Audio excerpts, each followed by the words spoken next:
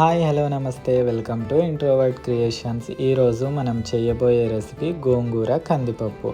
ఈ రెసిపీ చాలా బాగుంటుంది, మీరు కూడా ఒకసారి ట్రై చేయండి.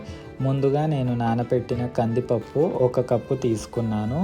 1 కప్పు కందిపప్పుకు 2 కప్పుల గోంగూర అవసరం పడుతుంది, అందుకే 2 కప్పులు గోంగూర యాడ్ చేస్తున్నాను. దాంతోపాటు 3 పచ్చిమిరపకాయలు, 1 టమాటా, కరివేపాకు, తగినన్ని నీళ్ళు, పసుపు, ఉప్పు, నూనె పోసి పప్పుని బాగా ఉడకనివ్వాలి. పప్పు ఎంత మెత్తగా అంటే అంత మెత్తగా రావాలి.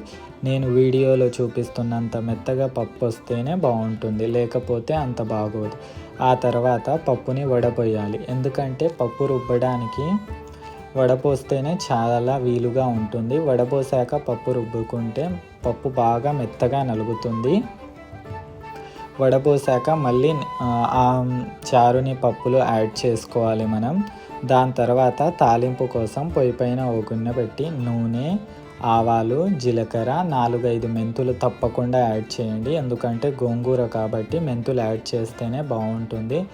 దాంతోపాటు కచ్చా పచ్చిగా దంచిన ఒక వెల్లిపాయ వేయండి.